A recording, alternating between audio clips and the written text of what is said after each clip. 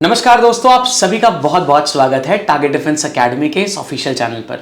मेरा नाम है पीयूष और आज हमारे साथ एक बहुत खास मेहमान हैं जिन्होंने एसएसबी को बहुत ही करीब से देखा है। अगर मैं सर की अचीवमेंट्स के बारे में बताऊं तो सर ने रिटन एग्जाम एनडीए का 2 बार क्वालिफाई किया है, वो भी बहुत अच्छी रैंक से। AIR 18 और AIR 23 सर ने स्कोर किया हुआ है और इसी के साथ ही साथ CAPF का फुल एग्जामिनेशन भी क्वालिफाई किया हुआ है। तो आज सर आपको बताने वाले हैं एसएसबी को बहुत करीब से देखने के बाद में क्या क्या एक्सपीरियंसेस हैं और आपको कौन सी बातों का खास ध्यान रखना पड़ेगा। सबसे पहले आकाश सर, आपका बहुत बहुत स्वागत है हमारे चैनल पर। अब स्टूडेंट्स को आप बताएं, स्टूडेंट्स को गाइड करें कि सबसे पहले मुझे बताइए कि आपने बचपन में जो डिफेंस सर्विसेज की तरफ अपना रुझान है, अपना सफ़र है, उधर जाने के लिए आपको कैसे ख्याल आया, थोड़ा सा इसके बारे में हमें बताइए। सर, मेरी जो 7 साल जो पढ़ाई है वो सैनिक स्कूल में हुई। ओके। तो इन Sainik school sir we are trained right from class 6 कि हमें एनडीए के लिए ही प्रिपरेशन करनी होती है। तो वहाँ का जो पूरा रूटीन था that was according to the military routine. तो सर सुबह पीटी से लेकर के हमारे जो इवन ऑफिसर्स थे जो हमारे को गाइड करते थे, मेंटोर करते थे, they are also colonel, lieutenant colonel. So उनको वहाँ देख करके हमारे स्टाफ्स हो गए, we are also enrolled into NCC. तो जो पूरा माहौल जो सैनिक स्कूल में रहता है sir, that is to make us incline towards defence forces and it is from where sir I generated interest in defence forces. Okay sir, आपसे ऐसी बहुत कॉमन सा क्वेश्चन मैं पूछना चाहूँगा जो मुझे लगता है जितने भी हमारे एस्पिरेंट्स देख रहे हैं उनको कहीं ना कहीं एक स्टेज ऑफ लाइफ पे ऐसा देखने को मिलता है कि तैयारी हमने शुरू कर दी है, हमारा एक शेड्यूल होता है जो हम फॉलो कर रहे होते हैं और बहुत ही जल्दी वो शेड्यूल ऑब्सोलीट हो जाता है। लाइक हमने मेहनत शुरू करी, फिर ऐसा लगता है कि रिजल्ट नहीं आ रहा और हम धीरे धीरे उस चीज़ को कम करने लग जाते हैं। तो स्टूडेंट्स का एक अलग तरीके का पैटर्न फॉलो हो जाने लगता है जब तैयारी की बात आती है। आप अभी वाला जो पैटर्न जो स्टूडेंट्स से आप इंटरैक्ट करते हैं, आपको क्या लगता है कि वो क्या पैटर्न फॉलो करते हैं और उनके लिए एक सही पैटर्न क्या आप सजेस्ट करना चाहेंगे? फर्स्ट ऑफ ऑल सर, आजकल की जो प्रिपरेशन है, सबसे बड़ा जो डिस्ट्रैक्शन है in their preparation I believe is social media. तो पहले तो सोशल मीडिया को जितना कम से कम यूज़ करें and that pattern is very distracting according to me. Beyond it, syllabus से अप टू डेट रहें। आजकल के जो क्वेश्चंस आ रहे हैं, it is also being moulded. कहा जाता है अभी लास्ट के 2-3 सालों में इंग्लिश का जो पैटर्न है वो भी चेंज हुआ है। So for pattern I would say sir at the intellectual level they need to get away from the distractions and syllabus wise they have to be updated with what kind of questions are being asked. बिल्कुल। Sir मुझे बताइए कि students का एक बहुत common सा doubt रहता है कि अगर मैं इंग्लिश में फ्लुएंट नहीं हूँ, ओके सर, लेकिन मेरे अंदर फिर भी OLQs हैं यानी ऑफिसर लाइक क्वालिटीज़ हैं, तो पहले तो ये इंग्लिश वाले चैलेंज को हम कैसे ओवरकम कर सकते हैं? और ऐसा है क्या कि सिर्फ इंग्लिश बोलने वाले ही रिकमेंड होते हैं? ऐसा आपने एसएसबी को बहुत करीब से देखा है, तो आप इसमें आपकी क्या अनुभव रहा है, आपने क्या एक्सपीरियंस किया है? सर एसएसबी मुझे पर्सनली लगता है कि English does matter but not the soul reason for selection. वहाँ इंग्लिश नहीं देखा जाता, वहाँ कम्युनिकेशन स्किल देखा जाता है। तो चूँकि पूरा जो प्रोसेस है वो इंग्लिश में कंडक्ट होता है, तो जो मीडियम ऑफ प्रोसेस है it becomes English. So English does help, but apart from English जो वहाँ देखा जा रहा प्रॉपरली, जो OLQs जिससे कहते हैं, so that becomes more important. अब आपका सवाल है सर, किसी बच्चे में हो सकता है OLQs हैं बट इंग्लिश नहीं अच्छी है। तो एसएसबी की हिस्ट्री में ऐसा हुआ है सर, देयर आर पीपल जिनकी इंग्लिश अच्छी नहीं रही है।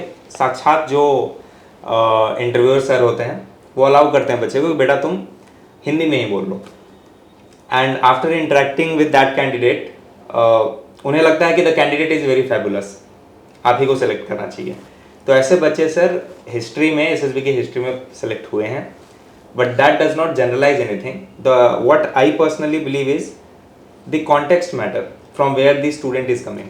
अगर किसी स्टूडेंट का एजुकेशन बैकग्राउंड बहुत अच्छे शहर से है, किसी कॉन्वेंट स्कूल से पढ़ा हुआ है, एंड देन वी फाइंड कि बच्चे की इंग्लिश अच्छी नहीं है, तो problem is not English, problem is कि why you didn't utilize those resources provided to you. What is guarantee कि you will utilize the resources in of Indian army definitely और ड्यूरिंग द ट्रेनिंग। एंड कोई अगर बच्चा गांव से है, उसकी इंग्लिश एवरेज है, टूटी फूटी इंग्लिश बोल रहा है, still trying, but in Hindi he is able to portray his own qualities, दिख रहा है सर, तो that candidate is very probable because interviewer also knows कि उसका बैकग्राउंड ऐसा नहीं है, he comes from Hindi medium. तो मोर देन हिंदी और English, I believe sir OLQs matter, communication skill matters, and even if language is weak or at least at the average level, what is important is we should know from where we come, and if at all we have studied in a very good school and our English has not been very good, I personally believe sir we should start working on them because it is after all our fault. Okay so कुल मिला के हम एक short में ऐसा कह सकते हैं कि आपने जितने भी रिसोर्सेज आपको मिले थे आपने उनको सही से यूटिलाइज किया है कि नहीं. इस चीज़ को हम इंग्लिश वाले दायरे में फिट करके देख सकते हैं कि अगर आपने कॉन्वेंट से पढ़ाई करी है तो ये तो जाहिर सी बात है कि आपको इंग्लिश का पूरा माहौल मिला होगा, इंग्लिश आपके आसपास के लोग बोलते होंगे, टीचर्स बोलते होंगे, इंग्लिश में आपकी बुक्स रही होंगी मेजरली, तो भी आपने इंग्लिश में इतना ध्यान नहीं दिया है और फिर भी आप नहीं बोल पा रहे हैं, तो इसका मतलब आपने रिसोर्सेज को यूटिलाइज नहीं किया है. लेकिन अगर आप एक गांव के बैकग्राउंड से आते हैं जहां पर इंग्लिश का इतना कल्चर नहीं है, फिर भी आप कोशिश कर रहे हैं, तो एग्जामिनर इन चीज़ों को कंसिडर करते हैं. ओके सर, मुझे बताइएगा कि जो ये 3 सबसे मेजर चैलेंजेस होते हैं, जैसे एक साइकोलॉजी टेस्ट होता है जिसको साइकी टेस्ट भी स्टूडेंट्स कहते हैं, and then we have GTO, और फिर आता है पर्सनल इंटरव्यू. तो सबसे ज़्यादा गलतियाँ कौन सी ऐसी होती हैं जो स्टूडेंट्स इनमें करते हैं? डिटेल में सर अगर आप स्पेसिफिक होकर बताएंगे तो हमारे स्टूडेंट्स को ज़्यादा अच्छा लगेगा कि इस स्टेज पे हम ये गलती कर सकते हैं, तो उससे वो थोड़ा सा रिफ्रेन करेंगे. बिल्कुल सर. मैंने 3-4 SSB जो भी दिए उसमें मैंने दोनों चीज़ों से सीखा है ना. 2 to 3 times I was selected, 1-2 times I was even not selected. Selection and rejection both have taught me a lot of things about these events. तो स्पेसिफिकली अगर मैं बताऊं सर, तो साइक, इंटरव्यू और GTO चेक तो वही क्वालिटीज़ करते हैं, बट उनके तरीके अलग हैं. इंटरव्यूअर आपसे बात करके वो चीज़ें निकालने की कोशिश करता है. Psychology through stories they want to know कि आपकी सोच कैसी है. And sir this GTO on ground he wants to see कि आप ग्रुप में क्या वो चीज़ें ला रहे हो कि नहीं ला रहे हो, आप कर कैसे रहे हो. तो मैंने ये फील किया सर कि साइक देखता है आप सोचते कैसे हो, इंटरव्यूअर देखता है आप बोलते क्या हो, और GTO देखता है आप करते क्या हो. A person who is consistent in his personality should have congruence between all these part. आप सोचते क्या हो, बोलते क्या हो, करते क्या हो. All the 3 assessors sit together and then जज अ पर्सन कैरेक्टर, पर्सनैलिटी, कि ये बंदा क्या रिलायबल है फोर्सेस के लिए. स्टूडेंट्स गलती ये करते हैं कि they do not put their own naturality in these events. वो परफेक्ट बनने की कोशिश करते हैं.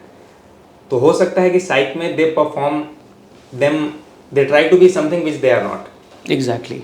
And same thing they can not do consistently in all the 3. So there comes the inconsistency among these 3 कि कहीं दिखता है कि आपने कॉपरेशन दिखाया, अपने स्टोरीज में दिखाया, आप इंटरव्यूअर को भी झूठ बोले कि नहीं I was very cooperative as a part of a team, है ना.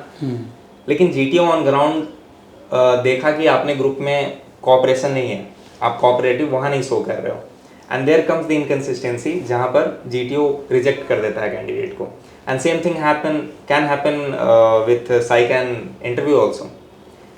And individually sir if I talk about psychology test में सर प्री कंसीव्ड स्टोरीज लोग बहुत लिख के जाते हैं. For example I am a recommended candidate and personally what we should do in the long term, इसके बजाय बच्चे मेरे से ये पूछते हैं कि सर आपने कौन सी स्टोरी लिखी थी इस पिक्चर में. गलती क्या होगी कि बच्चा सोचेगा कि मैंने ये स्टोरी लिखी तो मुझे भी ऐसा ही लिखना चाहिए, so that I will get recommended. इससे सर उनकी जो स्टोरी जो प्री कंसीव्ड बन जाती हैं, ओरिजिनलिटी हैम्पर हो जाती है. कंसिस्टेंटली साइकोलॉजिस्ट जो हमारे टारगेट डिफेंस एकेडमी में, he has also pointed out the same, the candidates keep on doing the same mistake.